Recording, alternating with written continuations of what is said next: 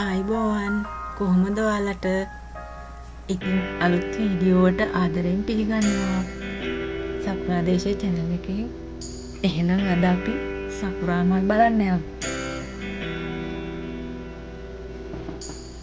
සකුරා මල කියන්නේ ජපානයේ පැරණි ඉතිහාසයක් තිබෙන මලක්. මේ මල තමයි ජපානයේ ජාතික පුෂ්පය හැටියට සැලකන්නේ. මම අද ඉදින්න යන්නේ කමිගොමු රිවර් එකවට තියෙන සකුරා මල් බලන්න. රිවර් එක තියෙන චුට්ටක් පල්ලෙහායි. මම මේ යන්නේ ගස් හිටවල තියෙන පාරායන දිගට. බලන්නකො මේ මල් ගස්වල ලස්සන. ඉතින් මේ සකුරා ගහට සකුරා මලට ජපානයත් එක්ක තියෙන බැඳීම නම් කොපමණද කියලා කියන්න බැහැ. ඒ තරමට බැඳිලායි තියෙන්නේ. මට හිතෙන්නේ වසර ගණනාවක් තිස්සේ ඉඳලා ජපාන් ජාතිකයෝ මේ මලට පුදුම තරම් ආදරය කරනවා.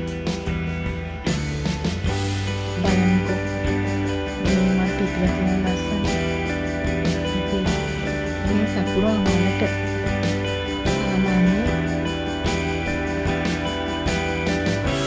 ජපාන් ජාතිකයෝ පුදුම ආදරයක් දක්වනවා. සාමාන්‍යයෙන් මේ සකුරා මලේ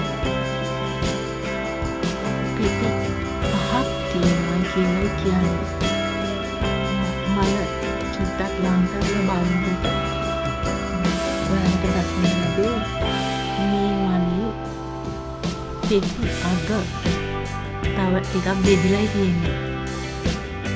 ඉතින් සුදු පාට වගේම රෝස පාට කහ පාටින මේ සකුරා මල් පිපෙනවා. මේ මල් පිපිලා තියෙනකොට ඇත්තටම පරිසරයට අමුතුම අලංකාරත්වයක්, නිහඬ බවක්, ශාන්ත බවක් ගේනවා කියලා මට නම් හිතුනේ. බලන්නකෝ ඔයාලට මේ වීඩියෝ එක දිගටම බලද්දි පේනවා ජපාන් ජාතිකයෝ ජපානයේ සෙනගැසියෝ පල්ලෙහා ඉතිරිදී ලාගෙන එයාලගේ කෑම බීමත් අරගෙන ඇවිල්ලා ඒව බිමේ ලාගෙන නිදාගෙන මේ ගස්වල මල් පිපිලා තියෙනකොට ඒවා සුන්දරත්වය විඳින්න පැය ගණන් වාඩි වෙලා ඉන්නවා.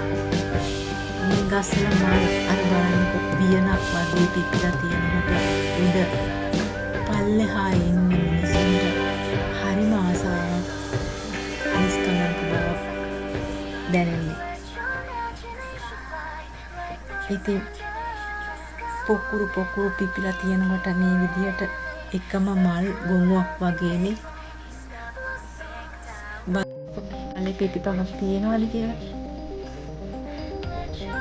හරි ලස්සනයි. එහෙනම් අපි තව චුට්ටක් ඉස්සරහට යමු බලාගෙන ලස්සන.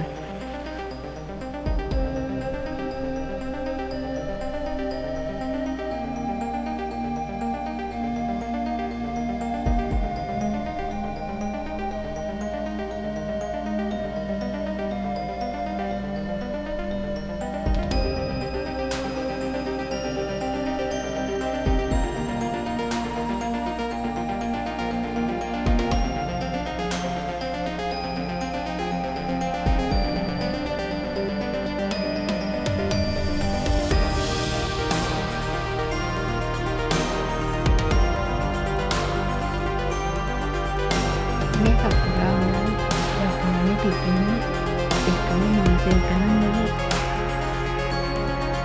ඔයාලා දන්නවා දකුණු අට්ලාන්ටික තියෙන උතුම් ප්‍රදේශයේ සකුරා මල් පිපෙන පටන් ගන්න ජනවාරි.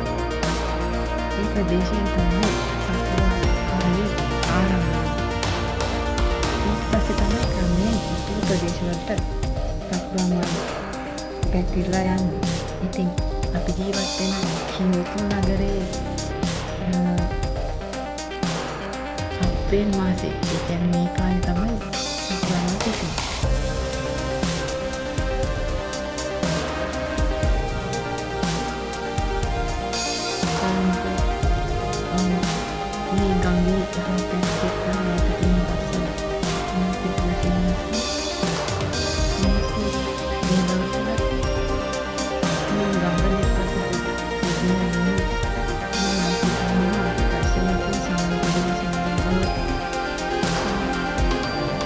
එයාලු විනිශ්චය විනිශ්චය වැඩ කරනවා.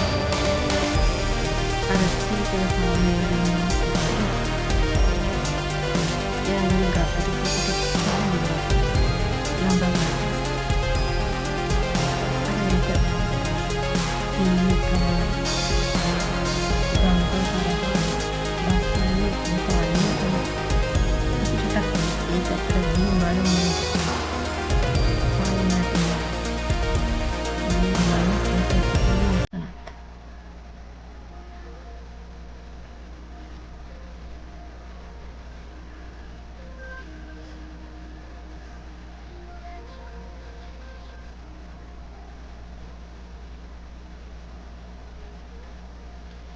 මං අර කිව්වා වගේ සීතල කාලේ එළඹිලා ඒක ඉවර වෙලා දැන් උණුසුම් කාලේ පටන් ගන්නකොට මේ ගඟේ වතුර ප්‍රමාණය අඩු වෙලා තියෙනවා. විශාල වර්ෂාපතනයක් ලැබුණේ නැහැ. ඉතින් අර මං කිව්වත් වගේ මිනිස්සු විනෝද වෙනවා. අර ඈත සංගීතයක් තමයි ඒගොල්ලෝ සින්දු කියනවා, මියුසික් වාදනය කරනවා. එයාලා විනෝද වෙනවා. ඒ වගේම එයාලා ගෙදර ඇති කරන සතුත් අරගෙන ඇවිල්ලා එයාලා විනෝද වෙන වෙලාවට ඒ සතුන්වත් සම්බන්ධ කරගන්නවා. එයාලගේ ෆොටෝ ගහනවා. ඒ සතුත් ඒගොල්ලෝ තමන්ගේ ගෙදර සමාජික හැටියට තමයි සලකන්නේ. එහෙනම් සකුරාමල් වීඩියෝයෙන් අදට සමුගන්නම්. සතුටින් ඉන්න.